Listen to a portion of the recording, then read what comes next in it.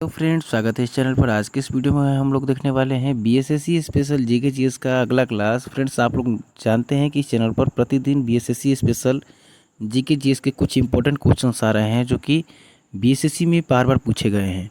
तो आप लोग इस चैनल से जुड़े इन प्रश्नों को देखें। तो देखिए, प्रश्न पूछा गया है कि मेगास्थनीज भारत आया था।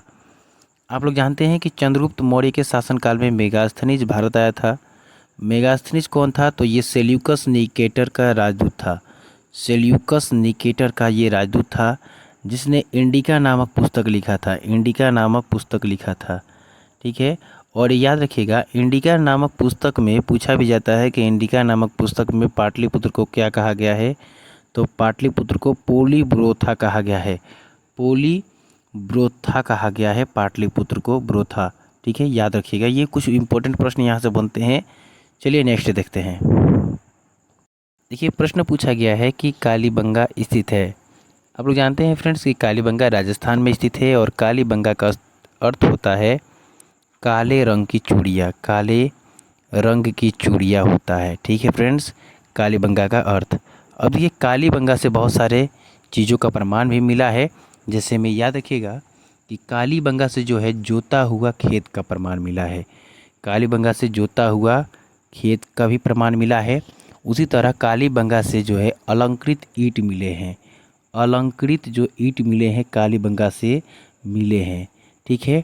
उसी तरह याद रखिएगा कि कालीबंगा जो है यहाँ से हड़प्पा पूर्व सभ्यता का भी प्रमाण मिला है। हड़प्पा के पूर्व सभ्यता का भी प्रमाण मिला है कालीबंगा से। और कालीबंगा किस नदी किनारे स्थित है फ्रेंड्स? तो घग्गर नदी के किनारे स्थित है, जिसे सरयू भी कहा गया है, ठीक है। चलिए अब अगला देखिए। हरियाणा में जो बनवाली है वो रंगोई नदी के किनारे स्थित है। किस नदी किनारे फ्रेंड्स स्थित है? तो रंगोई नदी के किनारे स्थित है और हरियाणा के ये हिसार ज़िला में है। रंगोई नदी किनारे स्थित है और हरियाणा के हिसार ज़िला में स्थित है। कौन सा? बनवाली। याद रखिएगा, हरियाणा का बनवाली प्रसिद्ध है और राखीगढ़ी भी हरियाणा में ही है, ठीक है। अब देखिए, पंजाब का रोपड़ याद रखिएगा, गुजरात का धौलावीरा, सुरकोटदा और लोथल याद रखिएगा, ये प्रमुख स्थल हैं, ठीक है फ्रेंड्स। तो चलिए हम लोग नेक्स्ट देखते हैं। देखिए, प्रश्न पूछा गया है कि दक्षिण भारत की सर्वाधिक प्राचीन एवं समृद्ध भाषा है। तो दक्षिण भारत की प्राचीन सर्वाधिक समृद्ध भाषा जो है, प्राचीन और समृद्ध भाषा जो है तमिल है। तमिल जो है तमिलनाडु की राजकीय भाषा है। तेलुगु जो है फ्रेंड्स आंध्र प्रदेश की राजकीय भाषा है। कन्नड़ जो है कर्नाटक की राजकीय भाषा है और मलयालम जो है केरल की राजकीय भाषा है। चलिए हम लोग नेक्स्ट देखते हैं। देखिए, प्रश्न पूछा गया है कि कपास की खेती के लिए सर्वोत्तम मिट्टी है।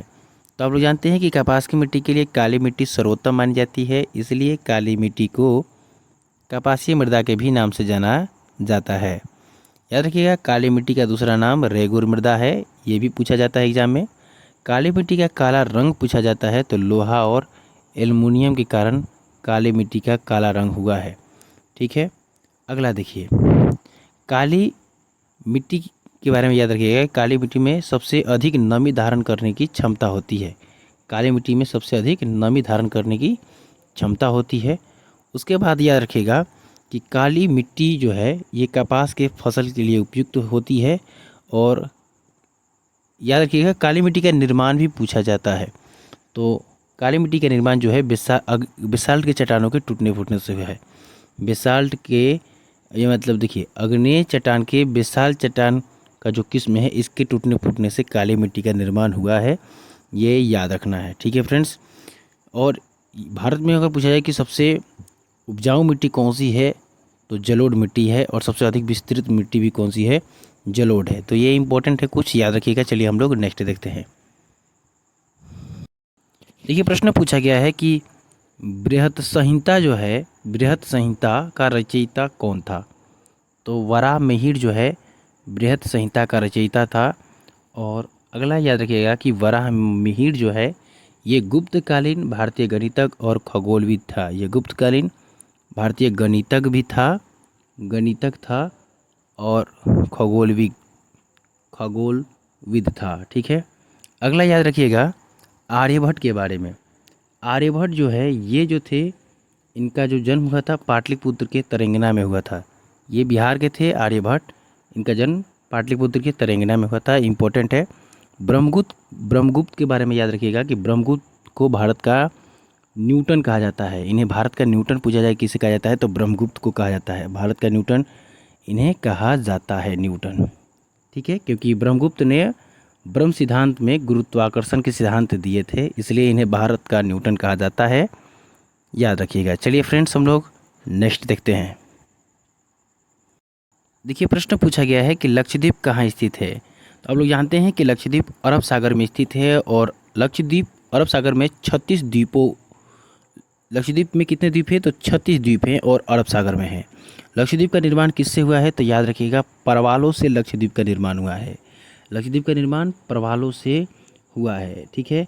अगला याद रखिएगा कि बंगाल की खाड़ी में अंडमान और निकोबार है, और ये भी याद रखिएगा कि बंगाल की खाड़ी में ही एक सक्रिय ज्वालामुखी है जो कि किस द्वीप पर है तो बैरन द्वीप पर है। किस द्वीप पर है फ्रेंड्स तो बैरन द्वीप पर जो है बंगाल की खाड़ी में एक सक्रिय ज्वालामुखी है। ठीक है, ये भी याद रखिएगा। और हिंद महासागर में याद रखिएगा, हिंद महासागर में जो है श्रीलंका स्थित है। ठीक है, तो इम्पोर्टेंट ये जो कुछ प्रश्न है इसे याद रखिएगा। लक्षद्वीप में कितने द्वीप है 36 द्वीप है। इनका निर्माण प्रवालों से हुआ है। ठीक है, और ये कहाँ स्थित है अरब सागर में स्थित है। लक्षद्वीप की राजधानी कवरत्ती याद रखिएगा, और बंगाल की खाड़ी में अंडमान निकोबार है। ठीक है, चलिए नेक्स्ट देखते हैं। पूछा गया है, निम्न में से कौन से स्वतंत्रता सेनानी ने जेल की दीवारों पर महाकाव्य कमला लिखा था।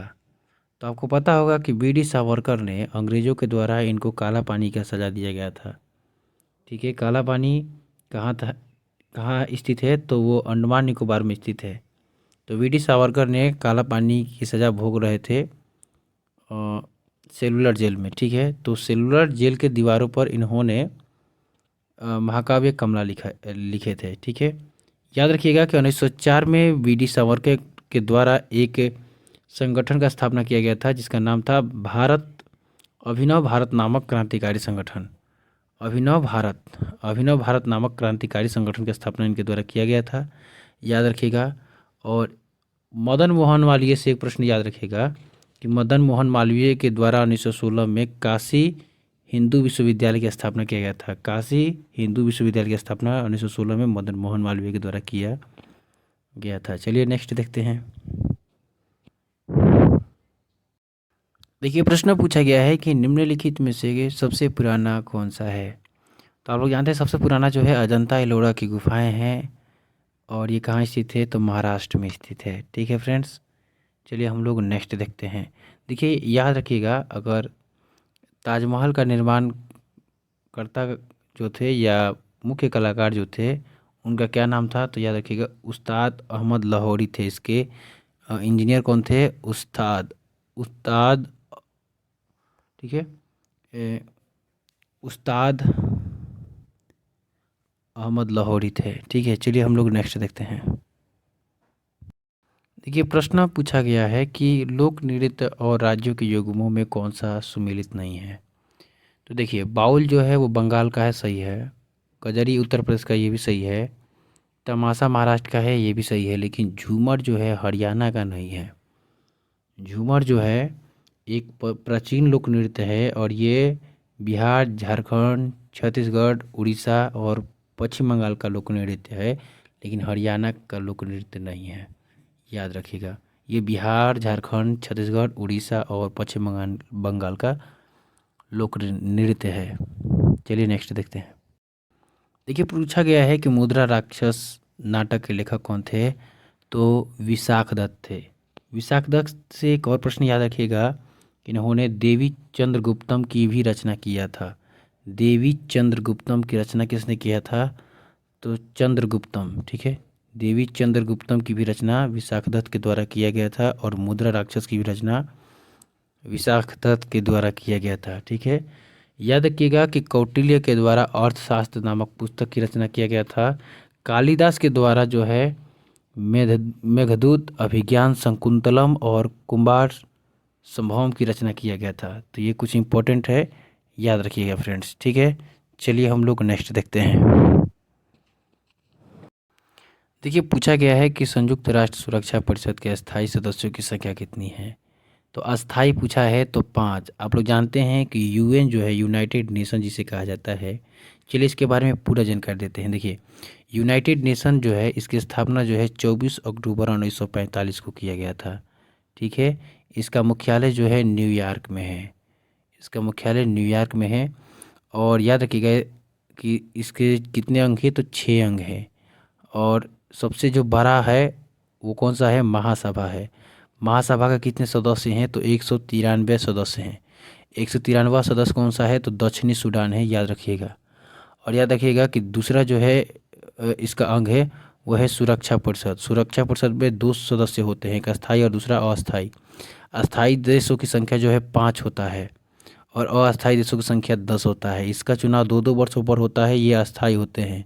अस्थाई देशों में कौन कौन से देश हैं, तो याद रखिएगा, एक ट्रिक है फ्रेश, इससे पूरा याद हो जाएगा। फ्रांस, रूस, अमेरिका, चीन और इंग्लैंड इसके अस्थाई सदस्य देश हैं, याद रखिएगा। और इसके प्रथम जो है संयुक्त राष्ट्र संघ के प्रथम जो अ, अध्यक्ष थे वो कौन थे, तो ट्रिगी लाई थे। और वर्तमान में एंटोनियो गुटेरस हैं, यूएन के महासचिव। ठीक है फ्रेंड्स, चलिए हम लोग नेक्स्ट देखते हैं।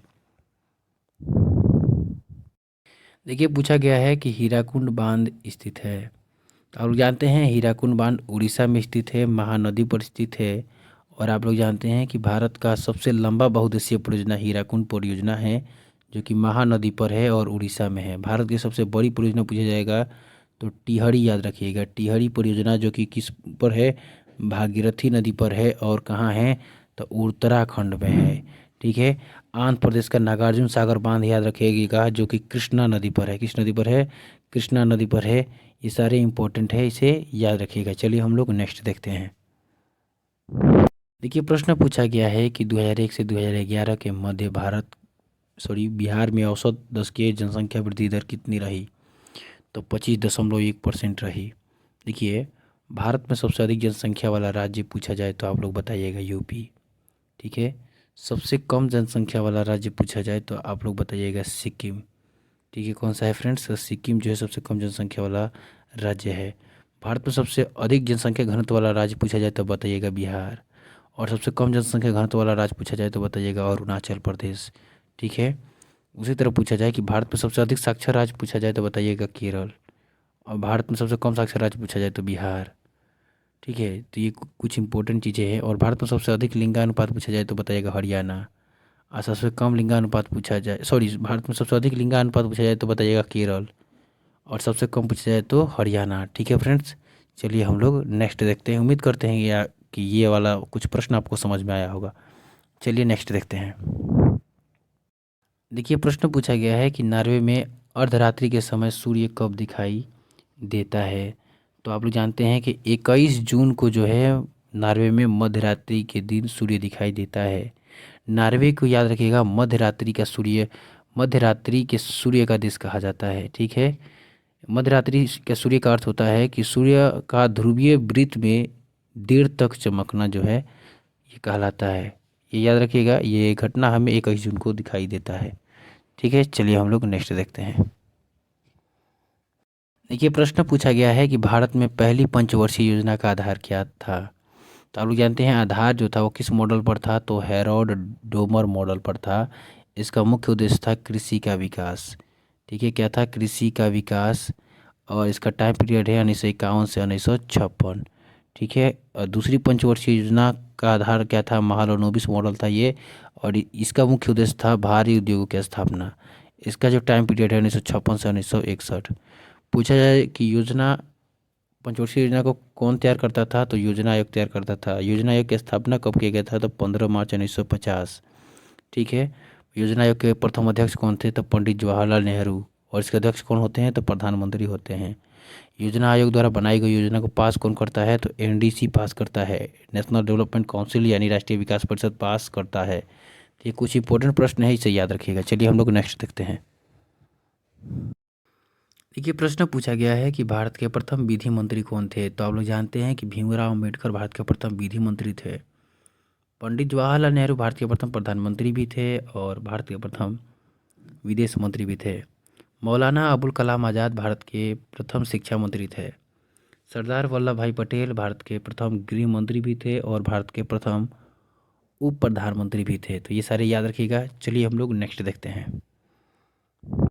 देखिए प्रश्न पूछा गया है कि संघ और राज्यों के बीच वित्तीय आवंटन किसके सिफारिश के आधार पर होता है। तो ये जो है वित्त आयोग की सिफारिश के आधार पर होता है। आप लोग जानते हैं फ्रेंड्स कि वित्त आयोग का जो गठन किया गया था 22 नवंबर 1951 को किया गया था, ठीक है। और वित्त आयोग के अध्यक्ष की जो नियुक्ति होता है अनुच्छेद 280 के तहत किया जाता है भारत के राष्ट्रपति के द्वारा। और प्रथम वित्त आयोग के अध्यक्ष जो थे वो कौन थे, तो याद रखिएगा क्षितिज चंद्र नियोजी यानी कि केसी नियोजी थे। और 16वें जो वित्त आयोग के अध्यक्ष हैं यानी वर्तमान में अरविंद पनगड़िया हैं, ठीक है। तो यहाँ से कुछ इंपॉर्टेंट ये प्रश्न बनता है। योजना आयोग की स्थापना पूछी जाए तो 15 मार्च 1950 बताइएगा। राष्ट्रीय विकास परिषद की स्थापना पूछी जाए तो 6 अगस्त 1952 बताइएगा। 6 अगस्त 1952 बताइएगा, ठीक है। उसी तरह अंतर्राज्यीय परिषद का गठन पूछा जाए तो बताइएगा 28 मई 1990, 28 मई 1990, ठीक है फ्रेंड्स। और इसका गठन जो किया जाता है अनुच्छेद 263 के तहत किया जाता है। अंतर्राज्यीय परिषद यानी कि इंटर स्टेट काउंसिल का गठन किया जाता है अनुच्छेद 263 के तहत। और 28 मई 1990 का को इसकी स्थापना किया गया था। तो चलिए फ्रेंड्स नेक्स्ट देखते हैं। देखिए प्रश्न पूछा गया है कि संविधान के किस भाग में नागरिकता का विवरण दिए गए हैं। तो आप लोग जानते हैं कि भाग 2 में अनुच्छेद 5 से 11 तक जो है नागरिकता का वर्णन मिलता है। नागरिकता जो है, नागरिकता का विचार जो है और एकल नागरिकता का विचार अमेरिका के संविधान से लिया गया था, ये भी याद रखिएगा। भाग 1 में कहा गया है कि भारत राज्यों का संघ है और यह विचार जो लिया गया है याद रखिएगा कि ब्रिटिश उत्तर अमेरिकी अधिनियम से लिया गया है। भाग 3 में भाग 3 में जो है मौलिक अधिकारों के बारे में चर्चा किया गया है अनुच्छेद 12 से 35 तक, ठीक है। और इसका अनुच्छेद 1 से 4 तक का है, ठीक है। भाग 4 में जो है राज्य के नीति निर्देशक तत्वों का वर्णन है और यह अनुच्छेद 36 से अनुच्छेद 51 तक इसका विवरण है राज्य के नीति निर्देशक तत्वों का, ठीक है। और ये किस देश के संविधान से लिया गया है, आयरलैंड के संविधान से लिया गया है, याद रखिएगा। चलिए नेक्स्ट देखते हैं। देखिए प्रश्न पूछा गया है कि पहला परमाणु कब गिराया गया था। आप लोग जानते हैं कि पहला परमाणु 6 अगस्त 1945 को हिरोशिमा पर जापान के गिराया गया था अमेरिका के द्वारा। दूसरा परमाणु विश्व में 9 अगस्त 1945 को नागासाकी पर गिराया गया था जापान के नागासाकी पर गिराया गया था अमेरिका के द्वारा। और पूछा जाए कि भारत में पहली बार परमाणु परीक्षण कब किया गया था, तो 18 मई 1974 को किया गया था ऑपरेशन स्माइलिंग बुद्धा के नाम से, ठीक है। और उस समय प्रधानमंत्री कौन थी, तो इंदिरा गांधी थी, ठीक है। उसी तरह याद रखिएगा कि 13 मई 1998 को दूसरा परमाणु परीक्षण अटल बिहारी वाजपेयी के समय किया गया था ऑपरेशन देवी शक्ति के नाम से राजस्थान के पोखरण के रेगिस्तान में, ठीक है फ्रेंड्स। तो यह यहाँ से कुछ इंपॉर्टेंट प्रश्न बनते हैं, ये भी याद रखिएगा। देखिए पूछा गया है कि विश्व विज्ञान दिवस कब मनाया जाता है। तो 10 नवंबर को विश्व विज्ञान दिवस मनाया जाता है। 4 दिसंबर को नौसेना दिवस मनाया जाता है। 28 फरवरी को याद रखिएगा कि भारत में राष्ट्रीय विज्ञान दिवस मनाया जाता है। और 8 अक्टूबर को जो है वायुसेना दिवस मनाया जाता है। और 15 जनवरी को थल सेना दिवस मनाया जाता है। तो ये याद रखिएगा, कुछ इंपॉर्टेंट प्रश्न यहाँ से बनते हैं। तो आज के लिए इतना ही, मिलते हैं नेक्स्ट वीडियो में, तब तक ले जय हिंद। इस चैनल को सब्सक्राइब कर लें क्योंकि इस चैनल पर इसी तरह के प्रतिदिन प्रश्न आ रहे हैं।